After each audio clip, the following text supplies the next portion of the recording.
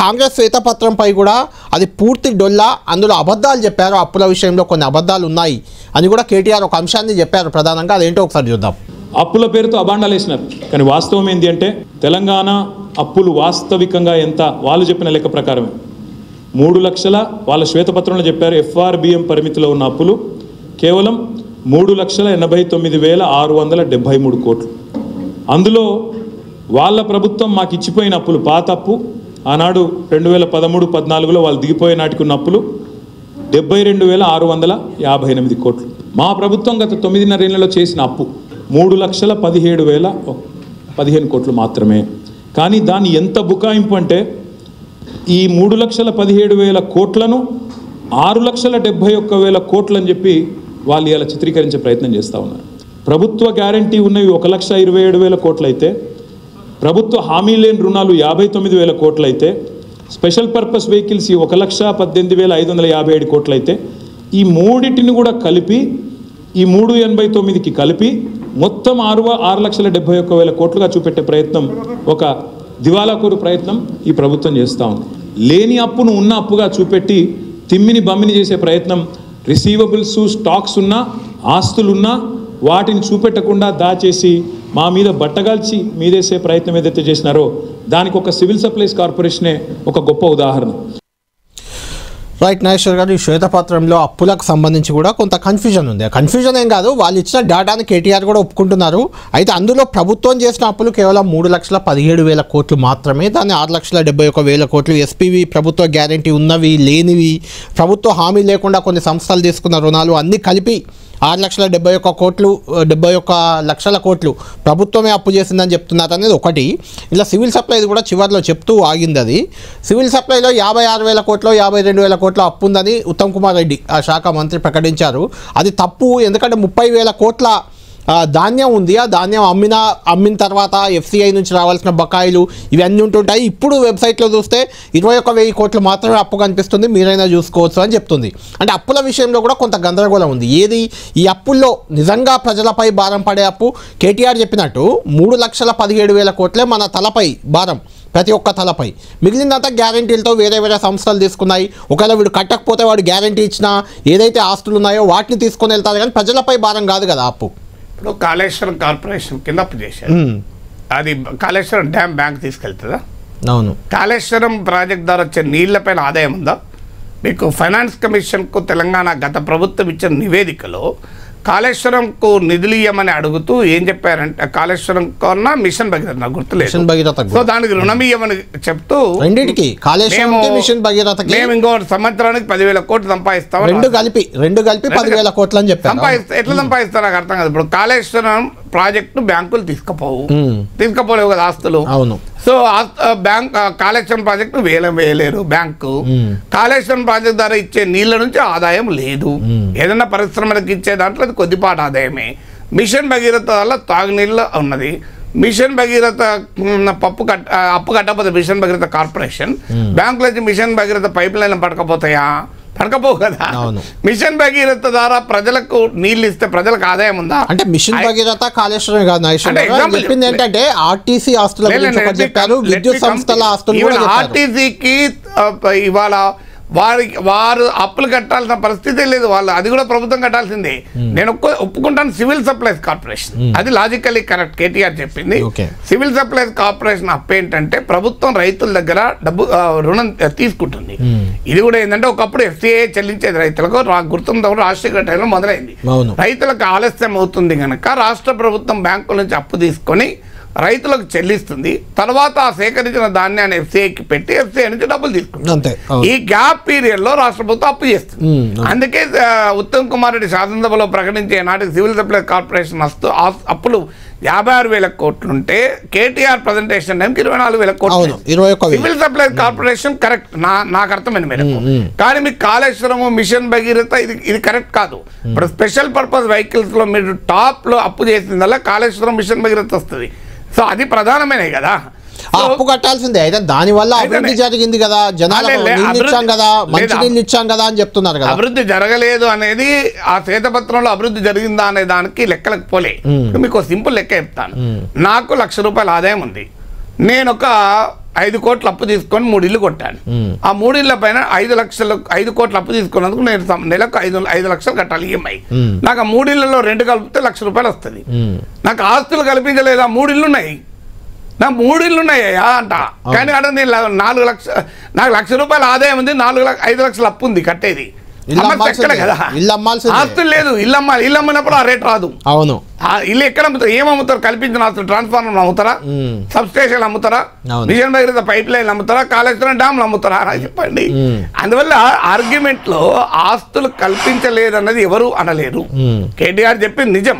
కానీ ఫైనాన్సెస్ ను చర్చించేటప్పుడు running money flow, inflow and outflow చర్చిస్తారు తప్ప ఇప్పుడు నా దగ్గరకు వచ్చి బ్యాంకు వాడు అడుగుతున్నారే 5 లక్షలు ఈఎంఐ కట్టంటే నా ఆస్తులు ఉన్నాయి, నన్ను అడుగుతావేంది అనంటే కలుతుందా? కట్టాల్సిందే కదా. ఇంకొకటి మీకు అప్పుది కూడా చెప్తాను. నిజమే, ఇప్పుడు కేటీఆర్ ఒప్పుకున్నది శ్వేతపత్రంలో ఉన్నదే 72,658 కోట్లు 2000 తెలంగాణ ఏర్పడిన. అది 3,70,673 కోట్లకు పెరిగింది. 3,89,673. అంటే తెలంగాణ రాష్ట్ర ప్రభుత్వం FRBM కు లోబడి, అంటే ఫిజికల్ రెస్పాన్సిబిలిటీ బడ్జెట్ మేనేజ్మెంట్ చట్టానికి లోబడి చేసిన అప్పులు 3,17,015 కోట్లు మాత్రమే అదనంగా చేస్తాం. ఇంతవరకు కేటీఆర్ చెప్పింది అదే, శ్వేతపత్రంలో కూడా అదే. ఇక తేడా ఏంటి? ఆఫ్ బడ్జెట్ బారోయింగ్స్ అంటారు. ఆఫ్ బడ్జెట్ బారోయింగ్స్ అంటే ప్రభుత్వము గ్యారంటీలు ఇస్తుంది, ప్రభుత్వం హామీలు ఇస్తుంది. అవి ప్రభుత్వం పెట్టిన కార్పొరేషన్లు, ఎవడో ప్రైవేట్ పెట్టిన కార్పొరేషన్లు కాదు. అందువల్ల ప్రభుత్వాన్ని చూసే, ప్రభుత్వ పరపతిని చూసే బ్యాంకులు లోన్లు ఇస్తాయి, లేకపోతే లోన్లు ఇవ్వవు. సో అవి బాగా పెరిగాయి. అవి ఎంత పెరిగాయంటే ఆఫ్ బడ్జెట్ బారోయింగ్ తెలంగాణ ఏర్పడినాడు 4% ఉంటే టోటల్ అప్పుల్లో ఇవాళ 39% పెరిగింది. ఆఫ్ బడ్జెట్ బారోయింగ్స్ ఎంత స్థాయిలో పెరిగింది అంటానికి ఉదాహరణ 4% 39% పెరిగింది. తర్వాత ఆఫ్ బడ్జెట్ బారోయింగ్స్ పైన వడ్డీ ఎక్కువ. ఇప్పుడు FRBM లోబడి అప్పుల కొమ్మ మీకు 7.6% ఉంటే వడ్డీ రేటు, ఆఫ్ బడ్జెట్ బారోయింగ్స్ పైన 8.92 నుంచి 10.49% వడ్డీ రేటు ఉంటుంది. ఇది వైట్ పేపర్ లో చెప్పారు, కేటీఆర్ కూడా డిస్ప్యూట్ చేయలేదు, జోలికి వెళ్ళలేదు. ఆఫ్ బడ్జెట్ బారోయింగ్స్ లో వడ్డీ రేట్లు ఎక్కువ. సో మీకు ఆఫ్ బడ్జెట్ బారోయింగ్స్ కలుపుకుంటే మీకు ఏమవుతుందంటే తెలంగాణ వచ్చిన నాడు 2015-16లో డెట్ టు GSDP రేషియో, అంటే రాష్ట్రానికి ఉన్న మొత్తం ఉత్పత్తిలో GSDPలో 15.7% ఉంటే అది 27.8% పెరిగింది, డబుల్ అయింది. ఇక ఆఫ్ బడ్జెట్ బారోయింగ్స్లో కలుపుకుంటే 36.9%, 37% పెరిగింది. ఫలితంగా ఏం జరుగుతోంది? 14% ఉండే మీకు at the time of Telangana ఫార్మేషన్లో రాష్ట్ర ప్రభుత్వానికి వచ్చే రెవెన్యూ రిసిప్ట్స్లో 14-15% ఉంటే వడ్డీ, డెట్ సర్వీస్ బర్డెన్ అంటే వడ్డీలు ప్లస్ ఆస్తులపైన కిస్తీలు 34% పెరిగింది. 35% వేతనాలు 35% పెరిగింది.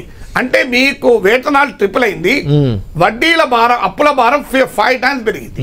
ఎందుకు పెరిగింది? దీనివల్ల ఏమవుతుందంటే రాష్ట్ర ప్రభుత్వానికి ₹100 ఆదాయం వస్తే ₹34 అప్పులు వడ్డీలు పోతాయి, ₹35 జీతాలు అవుతాయి. అంటే ఇది ఇంకా పెరుగుతుంది. ఇప్పుడు మీకు పే కమిషన్ ఆల్మోస్ట్ 70% రెండింటికే పోతుంది, 70%. ఎందుకంటే మీకు పే కమిషన్ వస్తుంది, DA అరియర్స్ కట్టాలి. ఇప్పుడు కొత్త నియామకాలు 2 లక్షల ఉద్యోగాలు. నాగేశ్వర గారు, అయితే నాకు ఒక చిన్న అనుమానం, ఇది పెరుగుతుంది 35-34, ఆల్మోస్ట్ 70% అదే పోతుంది అని తెలుసు ముందే, BRS కి తెలుసు, కాంగ్రెస్ కి తెలుసు. ఇన్ని హామీలు ఎందుకు ఇచ్చినట్టు మరి? అది అడగాలి. అది నెక్స్ట్ క్వశ్చన్ వస్తుంది, హామీలు ఎలా అమలు చేస్తారని. ఇప్పుడు శ్వేతపత్రంలో హామీలు ఎలా అమలు చేస్తారో లేదు. టీఆర్ఎస్ అడగాల్సింది అంటే హామీల అమలు పైన మీరు ఒక దృక్కోణ పత్రం ప్రకటించండి అని చెప్పి అడగాలి. వాళ్ళు అడుగుతలేదు కదా, నేను ఎట్లా అడగాలి? నేను అడుగుతున్నా. పేపర్ పెట్టారు, సంతోషం. అప్పుల గురించి కానీ మేము అడుగుతున్నది ఇవాళ, అయ్యా what is the economic road map of government of Telangana? Congress ప్రభుత్వ ఎకనామిక్ రోడ్ మ్యాప్ ఏంటి అంటే ఇవాళ ఇన్ని అప్పుల నుంచి మీ కమిటెడ్ ఎక్స్పెండిచరే 69% ఉంది. మీరు ఎలా దీన్ని ఇంప్లిమెంట్ చేస్తారు? మీరు ఇచ్చిన హామీలకు అయ్యే ఆర్థిక భారం ఎంత? మీ ఎకనామిక్ రోడ్ మ్యాప్ ఎంత? ఎకనామిక్ గ్రోత్ లెక్కలున్నాయి, ప్రభుత్వ ఆదాయ లెక్కలున్నాయి. ఎందుకంటే రాష్ట్ర ప్రభుత్వ ఓన్ ట్యాక్స్ రెవెన్యూ గణనీయంగా పెరిగింది. మీకు భారతదేశంలో GSDPలో పర్ క్యాపిటల్ ఇన్కమ్ లో స్టేట్ గవర్నమెంట్ ఓన్ ట్యాక్స్ రెవెన్యూలో తెలంగాణ టాప్. సో దాన్ని దృష్టిలో పెట్టుకొని మీరు ఏం చేస్తారు, what is your expenditure white paper release చేయండి అని అడగాలి. అది ఆశ్చర్యం ఏంటంటే నాకు గుర్తున్నంత వరకు ఏ బీఆర్ఎస్ నాయకుడు అడగలే. అడగాల్సింది తెలంగాణ ఎకానమీ పైన వైట్ పేపర్. ఇంకో ఇది ఉంది కదా, దీన్నే సభలో పెట్టండి అడగాలి, సభ్యులందరికీ అడగాలి కదా. అవును, దీంట్లో ఉన్నాయి. ఇప్పుడు కేటీఆర్ చెప్పిన లెక్కలన్నీ ఉన్నాయి ఇలా. కేటీఆర్ చెప్పిన వైట్ పేపర్లో లెక్కలు, శ్వేతపత్రంలో ఉన్న లెక్కలన్నీ దీంట్లో ఉన్నాయి. సో అందువల్ల మీరు అడగాల్సింది అది. ఎస్, ఇప్పుడు ఈ అప్పులన్నీ ఉన్నాయి, కానీ అప్పులు లేవు, పెరగలేదు. ఇప్పుడు కేటీఆర్ ఏమో FRBM కు లోబడి ఉన్న అప్పులే చెప్తున్నాడు. రాష్ట్ర ప్రభుత్వం ఏమో ఆఫ్ బడ్జెట్ బారోయింగ్ కూడా కలుపుతుంది. ఆఫ్ బడ్జెట్ బారోయింగ్ కలపాల్సిందే. అయితే ఇందులో కొన్ని కలపకుండా ఉండవచ్చు, ఉదాహరణ సివిల్ సప్లైస్ కార్పొరేషన్. కానీ అత్యధికంగా ఆఫ్ బడ్జెట్ బారోయింగ్స్ రాష్ట్ర ప్రభుత్వం చెల్లించాల్సిందే, దానికి ఇంకో మార్గమే లేదు. ఎందుకంటే అవి ఏమి ఆదాయం వచ్చే కార్పొరేషన్ కాదు. అది ఏంటంటే FRBM లిమిట్స్ దాటి అప్పు తీసుకోవడానికి తెలివిగా ప్రభుత్వాలు చేస్తున్న పనది. ఇంకొక ఉదాహరణ చెప్తాను మీకు, ఇది లెక్కలు ఎలా చెప్తానంటే ఫిజికల్ డెఫిసిట్ తీసుకున్నాం, అప్పుల గురించి మాట్లాడినాం. ద్రవ్య లోటు అంటే ఏంటంటే రాష్ట్ర ప్రభుత్వం మొత్తం ఆదాయం మైనస్ మొత్తం ఖర్చు, అంటే ఆదాయ వ్యయాల మధ్య గ్యాప్. ఇప్పుడు మీరు హామీలు అడిగారు కనుక ఫిజికల్ డెఫిసిట్ ఎక్కువ. ఇదే వైట్ పేపర్లో కొన్ని లెక్కలు ఉన్నాయి, అంటే బీఆర్ఎస్కి ఉపయోగపడే లెక్కలు ఉన్నాయి, కాంగ్రెస్కి ఉపయోగపడే లెక్కలు ఉన్నాయి. వైట్ పేపర్ లో చెప్పారు. ఏం చెప్పారు? ఫిజికల్ డెఫిసిట్ తెలంగాణ వచ్చాక ఏటా 33% పెరిగింది. నాకు గుర్తున్న వరకు 5 times పెరిగింది. సో ఫిజికల్ డెఫిసిట్ 4.1% ఉంది. ఇది మనకన్నా వరస్ట్ గా ఉన్నవి వనరులు లేని పంజాబ్, కేరళ మాత్రమే. ఇక్కడ వరకు వైట్ పేపర్లు ఉన్న లెక్క కాంగ్రెస్ కు ఉపయోగపడుతుంది. ఇదే వైట్ పేపర్లు ఇంకో లెక్క కూడా చెప్పారు, వేరే దగ్గర కాదు, వైట్ పేపర్లు చెప్పారు. ఆఫీసర్స్ రాస్తారు కదా, వాళ్ళందరూ పొలిటికల్ దృష్టితో రాయకపోయారు. ఏమన్నారంటే 3 out of 8 years FRBM limits కు లోబడే ఫిజికల్ డెఫిసిట్ ఉంది అని మెచ్చుకున్నారు. మెచ్చుకోవడమే కదా. అంటే 5 సంవత్సరాలేమో FRBM 3 out of 8 years మాత్రమే FRBM లిమిట్ దాటారు. అంటే 5 ఏళ్ళు దాటలేదు. మరి అది చెప్పొచ్చు కదా, అది వీళ్ళు చెప్పుకోవాలి. అందువల్ల వైట్ డాక్యుమెంట్లలో ఉండే గణాంకాలు పూర్తి స్టోరీ ఇవ్వడానికి సమగ్రంగా చూడాలి.